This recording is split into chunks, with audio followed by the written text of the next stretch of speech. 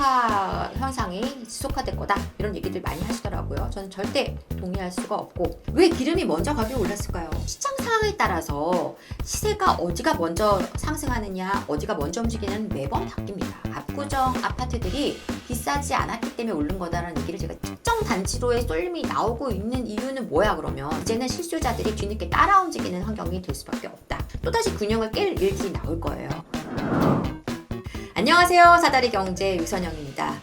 요즘 부동산 시장이 전반적으로 좀 냉각된 분위기인데다가 거기에 별로 달갑지 않은 키워드가 또 하나 있습니다. 바로 부동산 시장의 양극화. 그래서 재건축, 압구정이라든가 고가주택들의 어떤 시세는 신고가를 찍고 있지만 다른 곳들은 그렇지 않다. 이러한 기사들이 많이 나오고 있는데요. 오늘은 그거에 대한 이야기를 예고드렸던 대로 좀 해볼까 합니다. 심리가, 매수 심리가 꽁꽁 얼어 있어도 압구정이라든가 잠실은 신고가를 기록한다든가, 그죠? 양극화 심화가 되고 있다. 이런 얘기들이 나오고 있는데요. 먼저 이제 저는 결론을 말씀드린다면 이것은 지금 현재 상황을 잠시 가지고 우리가 너무 보편화해서 얘기하는 것이다. 좀 답답한 것이 굉장히 많은 전문가들조차도 이 양극화 현상이 지속화될 거다 이런 얘기들 많이 하시더라고요. 저는 절대 동의할 수가 없고, 제가 오늘 왜 이걸 동의하지 않는지 그 근거들을 좀 얘기를 해볼까 합니다. 자, 먼저 제가 그래프를 하나 좀 띄워드리려고 하는데요. 자, 이런 그래프입니다. 자, 이 그래프는요, 아파트별 매매 가격 지수입니다. 아파트별 매매 가격 지수. 지금 이제 그 KB 부동산에 가시면 아파트별로 과거 2004년 1월부터 시세를 쫙 뽑아보실 수가 있고요. 그렇게 아파트별로 좀 뽑은 시세를 가지고 제가 2023년 1월 기준으로 했을 때 이것을 100으로 보았을 때 가격이 어떻게 움직이고 있는지를 한번 그래프에 한꺼번에 올려놓아 본 것입니다. 종종 가끔씩 보여드리고 있는데요. 자, 지금 이 그래프는 2013년부터 제가 13년 1월부터 그래프를 지금 잡아놓은 것입니다. 시장이 조정장에서 벗어나기 시작했던 그 시점부터 현재까지의 지금 그래프라고 보시면 되겠고요.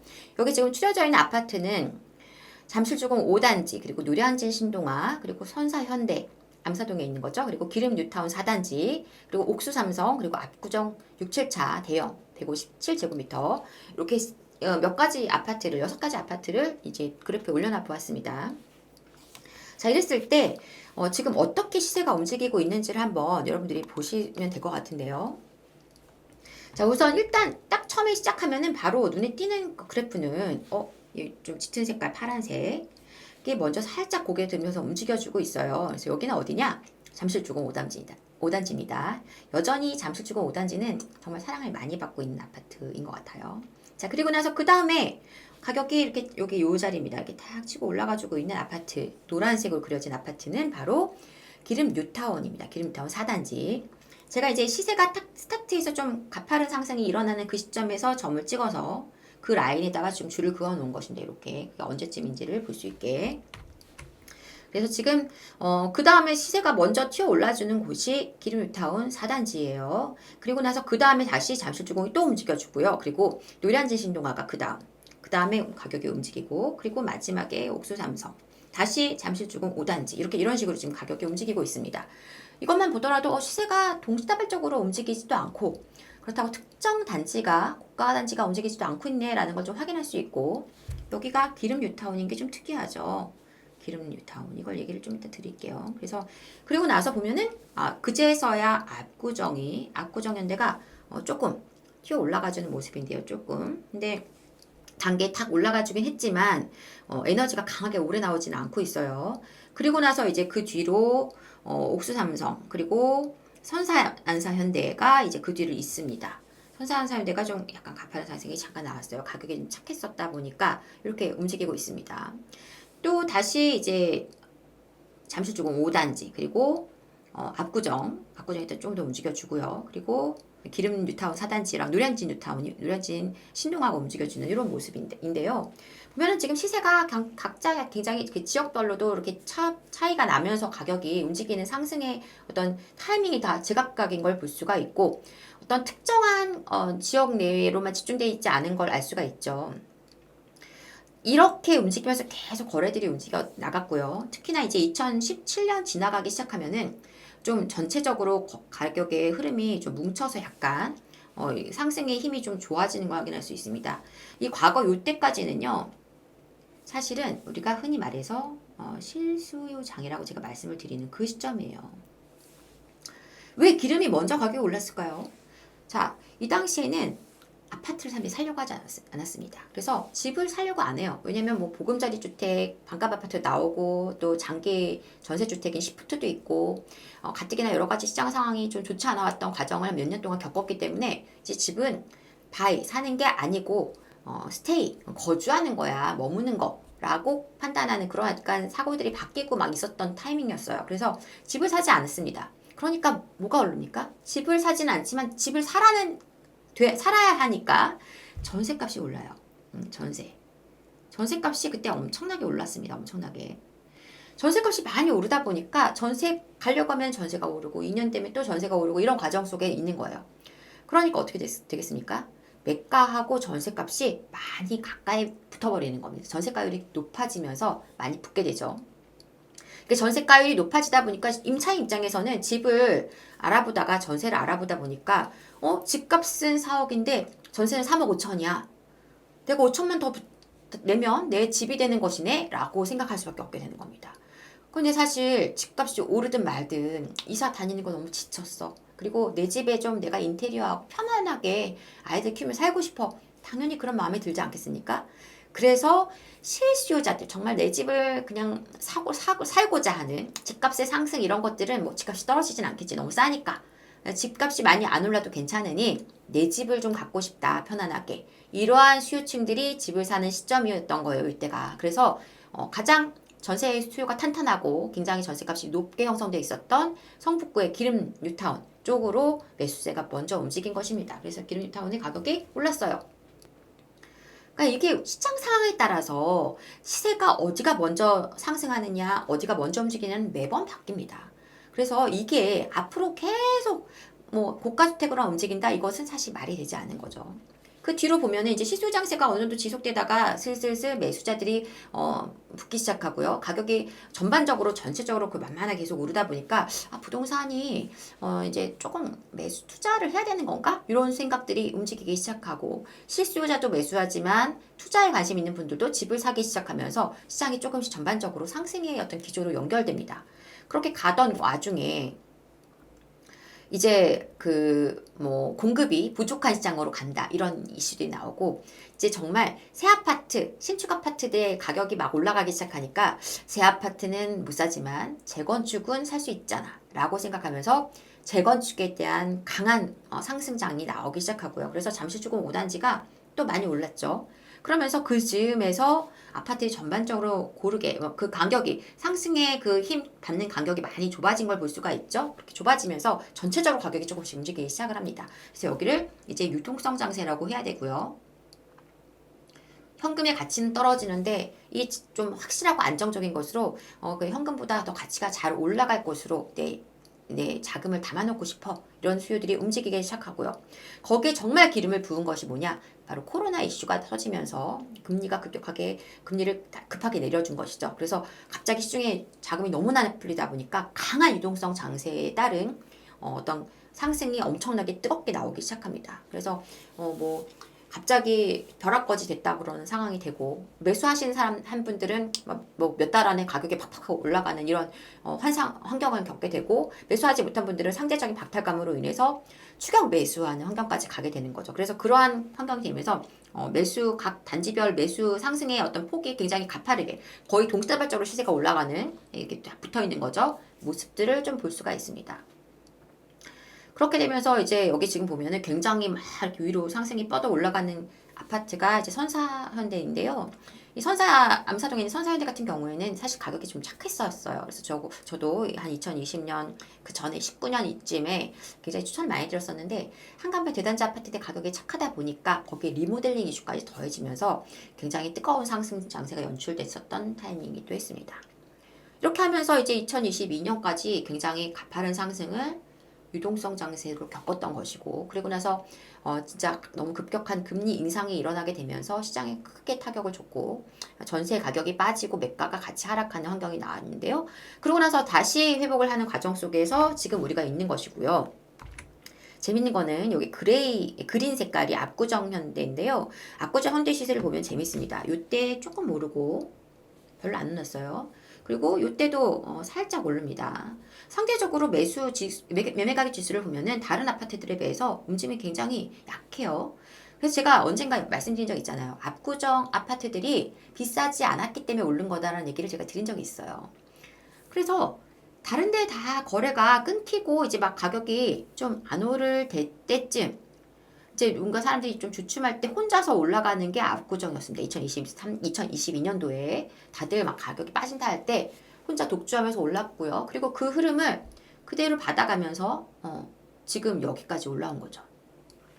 결과적으로 보면은 굉장히 큰 상승을 이뤄낸 게 사실 압구정 현대기는 하지만 그 과정 안에서 지금까지 온 과정 속에서 보면 많이 올랐지 않았던 상대적으로 시세가 그렇게 막 가파르게 상승하지 못했었던 아파트였습니다. 물론 상승률로 보자면 이게 지수니까요. 상승률로 보자면은 뭐 5억 하던 게 10억 한 것도 2배 오른 것이고 30억 하던 것도 30억 하던 아파트가 60억 하면은 그것도 2배 오른 것인데 우리가 체감하기에는 60억 하면 엄청나게 크게 느껴지고 뭐 10억 하던 게 20억 하면 2배를 뛰어서 와 하지만 뭐 30억 하던 게 50억 하면은 2배가 아니지만 20억이 뛰었기 때문에 더 체감하기에는 더 크게 느껴질 수밖에 없지만 그래도 어쨌든 전체적으로 가격을 보면은 압구정 아파트 그렇게 무겁지 않았었구나 상대적으로 이런 것을 알 수가 있는 거죠. 그래서 지금 앞으로가 이제 저는 이 다음부터가 어떻게 될 것이냐가 중요하다고 생각을 합니다. 압구정이 올랐고 그 뒤에 뭐 이어서 지금 같이 시세가 잘 가는 곳이 잠실주공 5단지 이런 곳들이고 굉장히 잠실주공 5단지도 지금 전 고점을 다 뚫고 올라가는 중이니까요. 그리고 뭐 많이 빠졌었던 뭐 선사현대도 회복이 많이 됐고요. 거기다가 성동구나 그다음에 이제 동작구 아파트들도 순차적으로 지금 올라가고 있어요.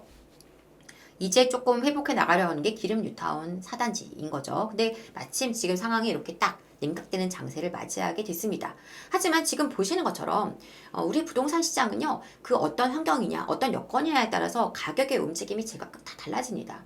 그런데 중요한 거는 결국은 어느 정도는 다 연동되면서 시세가 같이 따라간다는 겁니다. 그래서 특정한 지역만 계속 간다? 그렇게 나올 수는 없다. 이런 얘기 드리고 싶고 그러면 대체 이제 이야기를 해볼 것은 이거죠. 그럼 대체 지금 현재 이렇게 특정 단지로의 쏠림이 나오고 있는 이유는 뭐야 그러면 지금은 왜 이래? 이게 계속 갈 수도 있는 거 아니야? 그런 얘기 하실 수가 있겠죠. 그래서 지금은 왜 가격이 이렇게 양극화 현상이 나타나고 있느냐? 이거에 대해서 우리가 정확한 이유를 진단하는 게 필요하니까요. 얘기를 해볼까 하는데요. 일단 첫 번째는요. 지금 우리가 많이 오른다 하는 곳들이 어디예요? 규제 지역이죠. 강남 3구 그리고 용산. 그래서 서초, 강남, 송파구와 용산구는 규제 지역으로 지금 돼 있습니다. 근데 이 규제 지역에서는요, 특히 재건축 아파트의 경우에 재건축 조합원에 대한 지위 양도가 걸립니다. 제한이 되어 있어요. 그러니까 이 내용을 모르시는 분들은 그냥 압구정이 좋아서 오른다고 생각하실 수 있지만 꼭 그런 것만은 아닙니다. 물론 당연히 좋죠. 당연히 좋은데 지금 재건축의 경우에는 규제 지역에서는 조합 설립 인가가 나고 사업식 인가 신청이 3년 안에 못 이루어져야만 거래가 가능합니다. 이 토지거래 허가와는 다른 거예요. 그거는 이제 실입주를 해야 되는 것이고 이거는 조합원의 매매, 한마디로 매도가 안 된다는 거예요. 양도를 함부로 할 수가 없다는 겁니다. 그래서 조합 설립하고 나서 사업식 인가 신청을 3년 안에 해버리면 못 팔아요. 그리고 사업식 인가가 나면 또 착공까지 3년 안에 못하면 팔 수 있고 해버리면 못 팝니다. 이렇게 계속 매도에 대한 양도에 대한 제한을 규제 지역은 걸어놨습니다. 그래서 지금 굉장히 가격이 많이 오르고 있는 압구정 단지들이 지금 2021년도에 조합 설립이 대다수 됐거든요. 그러다 보니까 2021년에 조합 설립 인가 났고 지금 사업식 인가 신청을 아직 안 하고 있어서 거래가 가능한 겁니다. 그러니까 지금 거래하는 거예요. 만약에 이게 사업식 인가 신청해버리면 이제는 거래가 또 잠겨버립니다. 그러면 어떤 물건만 거래 가능하냐면 10년 보유한, 5년 실거주한 1주택 거래가 가능하고 그리고 그 외 뭐 이민이라든가 특수한 부득이하게 어쩔 수 없는 환경인 분들의 물건만 거래가 가능하다 보니 매물이 굉장히 희소하죠. 그래서 그렇게 된 희소한 상황 속에서 거래하려면 당연히 가격이 비쌀 수밖에 없습니다. 그래서 그러기 전에 거래가 가능할 때 매수를 하는 분들이 많은 거예요. 압구정도 그렇고요. 지금 잠실주공 5단지도 지금 사업 진행이 잘 되면서 곧 사업시행인가 신청을 이제 받을 겁니다. 그러니까 이렇게 되면 사업시행인가 신청 들어가게 되면 거래가 안 되는 거예요. 그러다 보니 지금 내가 조금 비싸게 사더라도 거래 잠기면 못 사니까 기회가 있을 때 해야지라는 게 강하게 작용하고 있는 것입니다. 물론 규제 지역에 해당되는 내용이고 특정 단지들 사업이 지금 재건축 사업이 진행되고 있는 단지들에 대한 내용이기는 한데요. 두 번째 항목에서 또 다른 이유를 찾아볼 수가 있죠. 뭐냐? 지금은 대외적인 불확실성이 있었다면 이제는 대내적인 불확실성이 더 커졌죠. 네, 탄핵 정국이 됐고 거기에 이제 어떻게 앞으로 방향이 흘러갈지 대선이 빠르게 당겨질지 어떨지 그런 모든 것들이 지금 불확실하다 보니까 굉장히 심리적으로 위축돼 있습니다. 가뜩이나 큰 폭의 낙폭이 큰 하락을 우리가 경험한 뒤이다 보니까 굉장히 불안하죠. 그래서 이럴 때는 확실한 자산 가치가 있는 물건으로 가려고 하는 경향이 있죠. 우리가 흔히 말하는 똘똘한 한 채. 똘똘한 한 채가 바로 그런 거죠. 그래서 똘똘한 한 채로 가려는 경향이 분명히 있습니다. 네, 존재합니다. 그래서 지금 이러한 어떤 좋은 가치가 확실한 자리들은 거래가 나오고 또 신고가를 찍어줄 수가 있는 것이고 압구정의 경우에는 가격이 여태까지도 비싸진 않았다. 지금은 현재는 이제 많이 올라갔습니다만. 자, 그리고 거기 또 하나 더 있습니다. 투자 경험이 있는 매수자들이 집을 사고 있다. 무슨 얘기냐면, 제 압구정이나 잠원동에 반포에 그리고 목동에 20억, 30억 하는 50억, 60억 하는 아파트를 사시는 분들이 첫 집을 한 번도 경험하지 않았던 매수를 할 가능성은 굉장히 희박합니다. 그런 경우에는 적어도 부모로부터 받은 학습 효과가 있을 거예요. 부모님이 어떤 재건축 투자에서 성과를 내셨거나 부모님이 부동산의 경험이 많으셔서 자녀분들이 그런 것을 계속 따라가면서 어느 정도를 배워가신 분들이 그렇게 할 수는 있지만 그냥 내가 스스로 첫 집을 그리고 자금을 많이 들여서 그렇게 큰 돈을 뭉친 돈을 갖고 있는 매수자분들 많지 않을 것이고요. 있다 해도 첫 집 매수는 굉장히 두렵습니다. 제가 상담해보면 현금을 20억 들고 있어도 20억을 다 올고지 첫 집 매수한테 쓰실 분들은 별로 없어요. 겁나하세요. 괜찮을까? 내 전 재산인데 이거를 집에다 다 담는 게 불안합니다. 라고 많이들 얘기하신단 말이에요. 그러니까 매수를 안 해본 분들은 무조건 좀 두려워합니다. 그래서 내가 집을 사보고 그래서 자산 가치가 불어난 것을 확인했고 그리고 결국은 좋은 입지로 가는 것만이 상급지로 이동만이 부동산에서 좋은 결과로 이어지는 가장 확실한 방법이라는 것을 인지하고 계신 분들이 지금 상급지로의 이동을 계속하고 있는 겁니다. 그래서 이렇게 경험치가 쌓인 분들이 매수를 하기 때문에 고가주택들이 거래가 되는 거예요. 그러니까 참 이게 아이러니한 게요. 부동산 시장의 양극화는 어느 정도 시점이 지나면서 이게 풀어지겠지만 자산 가치 양극화는 앞으로 계속 우리가 맞이해야 될 일이기 때문에 그래서 부동산을 빠르게 시작하셔야 되고 빠르게 이 자리로 들어오셔야 됩니다. 어떤 사람들은 경험을 토대로 해서 계속해서 더 불려가니까 더 격차가 벌어져요.